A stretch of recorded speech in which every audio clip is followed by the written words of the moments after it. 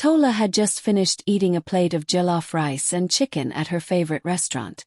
As she pushed her chair back, she felt a sharp, urgent pressure in her stomach. She needed to use the restroom fast. She waved over a waitress and asked politely, "Please, where's your restroom?" The waitress pointed toward a narrow corridor. "Down there by the left, ma." Tola rushed down the hallway, but when she got there, the restroom was already occupied.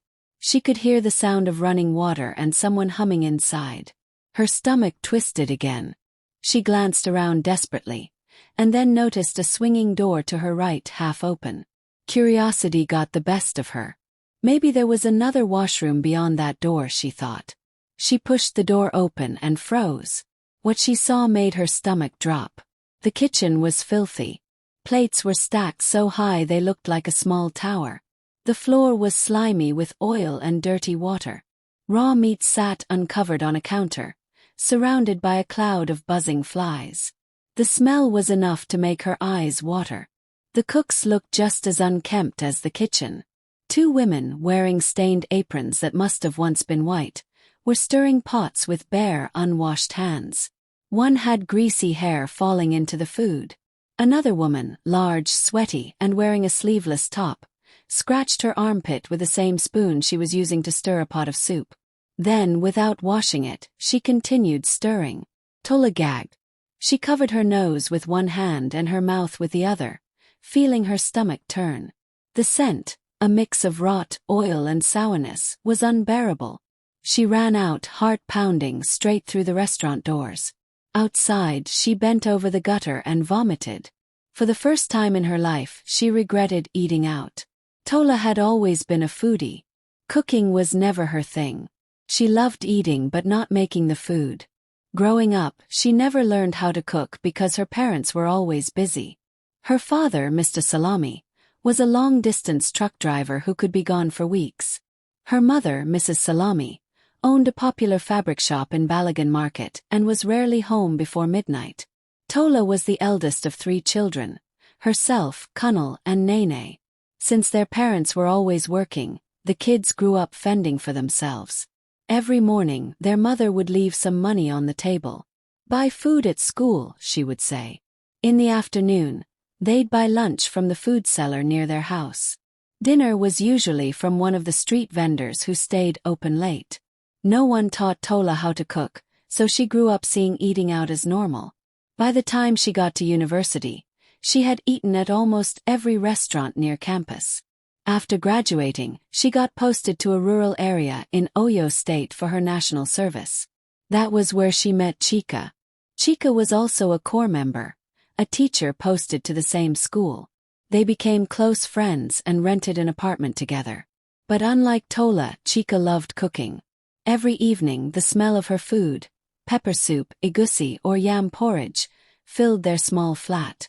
"Tola," Chika said one evening as she stirred a pot of soup, "why don't you try cooking? It's cheaper and healthier than eating outside all the time." Tola laughed, scrolling through her phone. "Abeg, leave that talk. I don't have time for stress. Besides, the food sellers around here cook better than I ever could." Chika frowned. "You never know what happens in their kitchen." "Then I won't look," Tola said jokingly. One weekend, Tola met a handsome man named Emeka.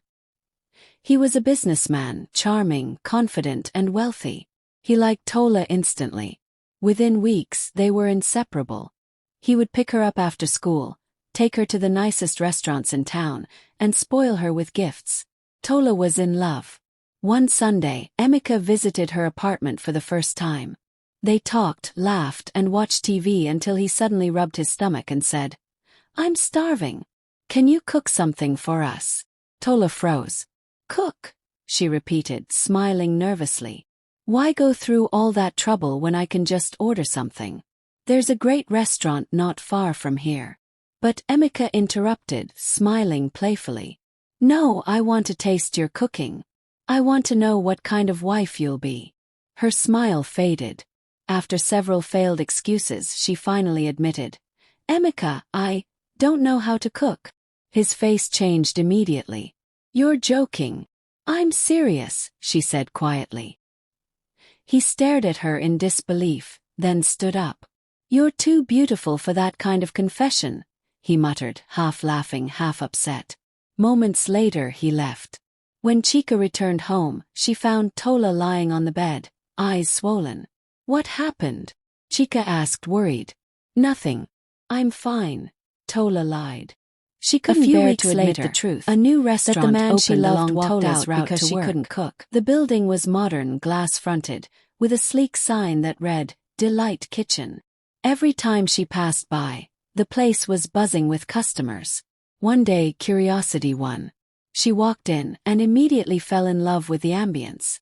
The decor was elegant. Marble floors, bright lights, soft music. The prices were affordable too. When the waiter brought her food, she took one bite and smiled. It was delicious. From that day she became a regular. The waiters knew her order by heart. Sometimes she even called ahead to place delivery orders to her school. Everything seemed perfect, until one afternoon. She was halfway through her lunch when she noticed something in her plate, a small brown cockroach floating in the stew. She screamed and pushed the plate away, her appetite gone. The other customers turned, startled. The waiter rushed over, apologizing profusely. They offered her a new plate, but she refused. Later that night she told Chica what happened. "You see," Chica said calmly, "that's why I keep telling you to cook at home." Tola rolled her eyes. "It was just a mistake. It happens." But it wasn't just a mistake. A week later, Tola fell violently ill. She was rushed to the hospital with high fever and diarrhea. The doctor later told her that she had ingested a rare form of bacteria commonly found in filthy kitchens. "You're lucky you came early," the doctor said sternly. "Always make sure your food is prepared in a clean environment." After a week of treatment, Tola recovered and returned home. Chica cared for her the entire time, bringing her home-cooked meals. But as soon as Tola regained her strength, she went back to her old habits. Incredibly, she continued eating from the same restaurant. 2 weeks later she was back in the hospital. Same symptoms, same diagnosis. The third time it happened, Tola finally decided she'd had enough. She was determined to find out what was going on inside that restaurant. One Saturday afternoon, she dressed casually and went back to Delight Kitchen. She ordered her usual meal and ate slowly, pretending to be relaxed. After finishing, she stood up and told the waiter she needed to use the restroom. The waiter pointed her down the hall. But when she reached it, the restroom was locked. Then she saw it, a swinging door marked "Staff Only." She glanced around. No one was watching. She quietly pushed the door open. Her heart nearly stopped. The kitchen was a nightmare. Dirty plates piled everywhere,